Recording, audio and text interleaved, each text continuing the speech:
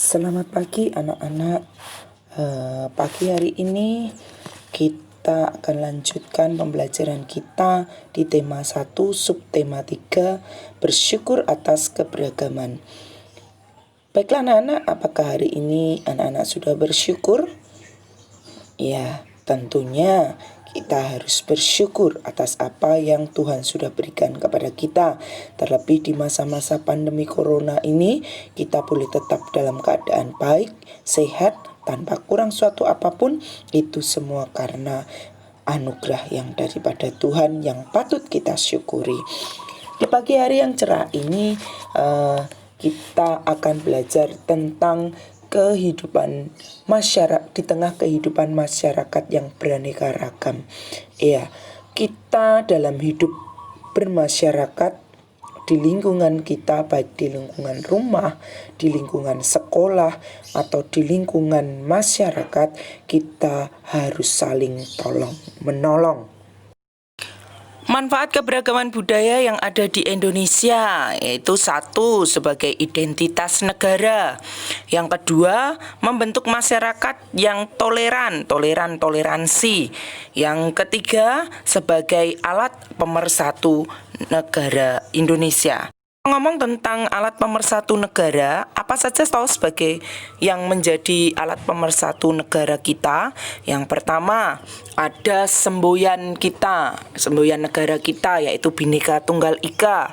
Yang kedua, ada lagu kebangsaan kita, Indonesia Raya. Yang ketiga, ada dasar negara kita, yaitu Pancasila. Dan masih banyak lagi yang lain. Kenapa kita harus tolong-menolong? Karena kita adalah makhluk sosial. Kenapa makhluk sosial? Karena kita tidak bisa hidup sendiri tanpa bantuan dari orang lain. Sehingga dalam kehidupan kita sehari-hari kita butuh orang lain. Nah, dari situlah kita harus saling tolong-menolong. Di dalam kehidupan saling tolong-menolong pasti ada satu sikap yang dinamakan kerja sama. Nah, kerjasama itu adalah kegiatan yang dilakukan secara bersama-sama antar sesama manusia untuk mencapai tujuan bersama. Nah, dengan kerjasama orang akan lebih mudah untuk menyelesaikan suatu pekerjaan karena kita memiliki teman atau rekan untuk bertukar pikiran agar pekerjaan itu dapat terselesaikan dengan cepat dan tentu menghasilkan hasil yang baik juga.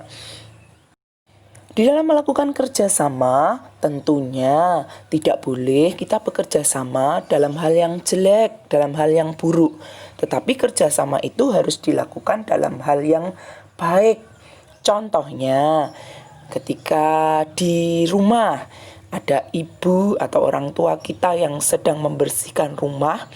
Nah, tentu sebagai seorang anak yang baik, kita harus menolong, harus membantu orang tua kita supaya pekerjaan yang ibu atau orang tua kita kerjakan itu dapat terselesaikan dengan baik.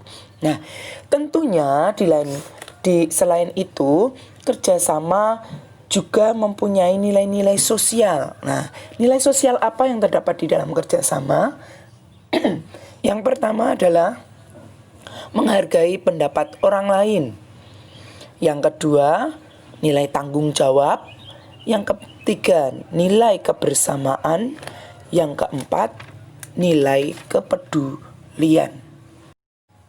Kerjasama dapat dilakukan di mana saja. Nah, dapat dilakukan di lingkungan rumah, di lingkungan sekolah, dan di lingkungan masyarakat tempat tinggal kita. Ingat sekali lagi, kerjasama itu dilakukan dalam hal yang baik.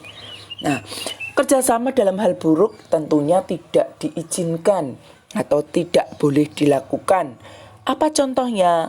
Nah, kerjasama yang tidak baik ketika kita di sekolah, saat diberikan ulangan oleh bu guru, oleh pak guru, nah, kita turunan atau nyontek temannya. Itu adalah kerjasama yang buruk. Lagi, kerjasama dalam hal ini merampok, mencuri.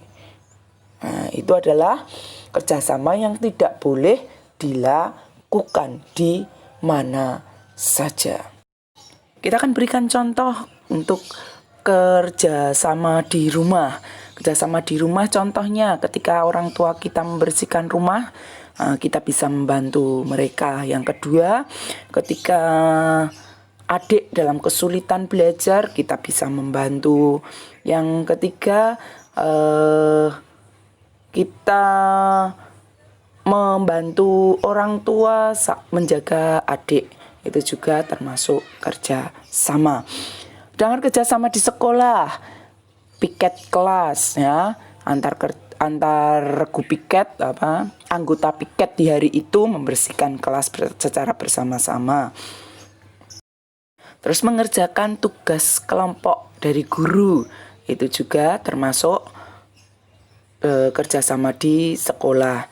Dan ketika sekolah mengadakan kerja bakti, kita mengikuti kerja bakti itu juga termasuk kerja sama.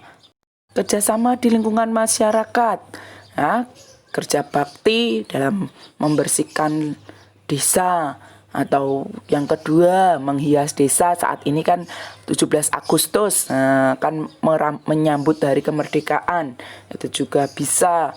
Terus mengadakan ronda malam, ikut dalam kegiatan ronda malam, itu juga termasuk kerja sama. Nah, demikian contoh-contoh untuk kegiatan kerjasama baik di lingkungan rumah, di lingkungan sekolah, dan di lingkungan masyarakat.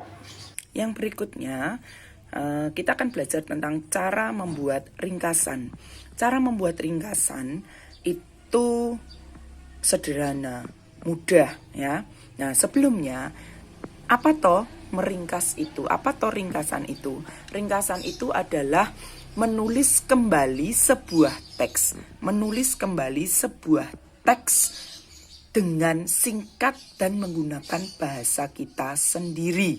Ya, saya ulangi, ringkasan itu adalah menulis kembali sebuah teks dengan menggunakan bahasa kita sendiri. Nah, di situ ada cara membuat ringkasan. Ada 4 tahapan. Yang pertama yaitu membaca naskah aslinya. Yang kedua, mencatat gagasan utama. Yang ketiga, menggunakan kalimat baru atau kalimat kita sendiri tanpa kita mengurangi isi bacaannya. Yang keempat yaitu menentukan ketentuan tambahan, bisa menyusun ringkasan dalam kalimat tunggal, bisa meringkas kalimat menjadi prosa, atau prosa menjadi kata. Berikutnya lagi kita akan berbicara tentang pemantulan dan penyerapan bunyi. Ya, bunyi itu dapat dipantulkan dan dapat diserap. Nah, bagaimana bunyi dapat dipantulkan dan dapat diserap? Kita akan pelajari satu persatu. Pemantulan bunyi itu terjadi ketika ketika terkena benda yang keras. Ketika bunyi terkena benda yang keras, maka bunyi itu akan memantul. Contohnya ketika bunyi itu kita berteriak di dalam satu ruangan, maka suara kita yang terkena tembok maka akan kita dengar. Itu namanya bunyi yang dapat dipantulkan. Nah, benda-benda keras yang dapat memantulkan bunyi itu contohnya apa? Salah satunya tadi ada tembok. Ya, selain itu batu besar yang keras itu bisa juga memantulkan bunyi. Benda keras lain contohnya kayu, terus besi, kaca, itu juga dapat memantulkan bunyi. Sedangkan penyerapan bunyi itu diserap ketika bunyi tersebut mengenai benda yang lunak, permukaannya yang lunak. Ya, contoh permukaan benda lunak itu apa saja? Ada karpet, karung goni, kertas, kain, busa, dan benang wol. Itu termasuk benda yang dapat menyerap bunyi. Benda yang permukaannya bunyi pantul, permukaannya lunak itu digunakan yaitu supaya mencegah terjadinya gaung. Gaung apa beda gaung dan keredam? Nah, gaung atau yang sering disebut dengan keredam terjadi karena bunyi yang dipantulkan oleh dinding yang jaraknya tidak jauh dari sumber gedung bioskop, ya, biasanya bisa menggunakan penyerap bunyi atau mudah mengingat bareng, ya.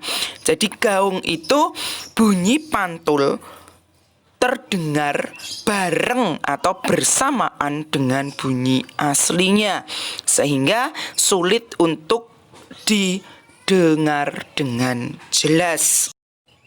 Sedangkan gema itu terjadi karena bunyi dipantulkan oleh dinding yang jaraknya jauh dari sumber bunyi.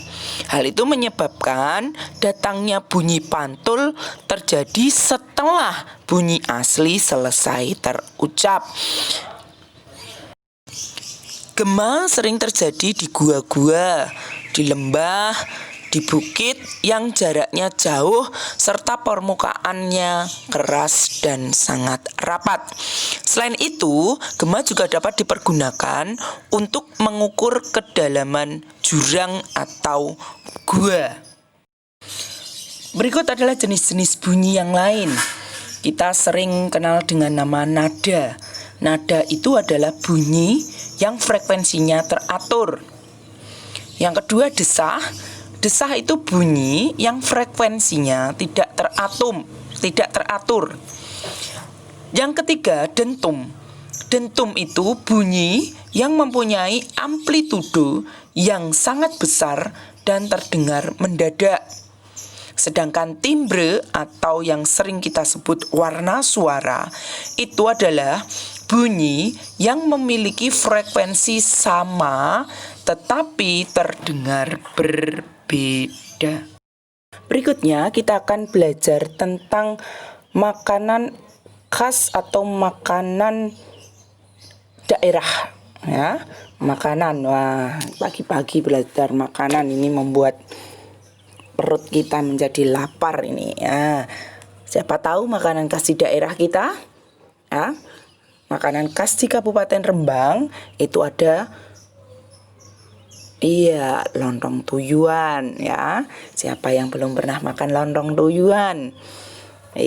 Lontong tuyuan itu termasuk salah satu ciri khas dari Kabupaten Rembang. Nah, selain lontong tuyuan apa lagi ya? Oke, tumbek. Nah, itu juga termasuk makanan khas dari daerah kita. Selain itu, apa lagi ya? Oh ya, sirup kawista. Nah, itu adalah makanan khas dari daerah kita, yaitu dari Kabupaten Rembang. Apakah makanan khas daerah satu dengan daerah yang lain itu sama? Oh, tentu tidak. Karena makanan khas itu mencerminkan daerah tersebut, ya. Contoh lain makanan khas, kita tahu lumpia. Ya, lumpia itu berasal dari kota Semarang. Ada lagi gudeg. Nah, gudeg itu berasal dari Yogyakarta. Nah, terus ada lagi empek-empek. Iya, empek-empek itu berasal dari Palembang. Nah, itu contoh dari makanan khas suatu daerah. Nanti kalian bisa cari lagi makanan-makanan khas daerah-daerah lain di Google, ya. Ada makanan khas rujak cingur, ada ketoprak, nanti dan masih banyak lagi yang lain. Nah, makanan khas itu menandakan suatu sesuatu yang menjadi ciri dari daerah tersebut.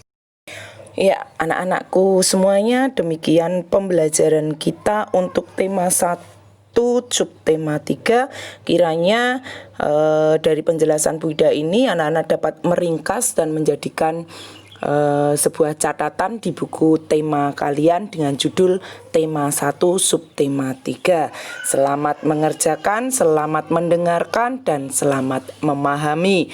Tetap jaga kesehatan, semangat dalam belajar, dan dadah.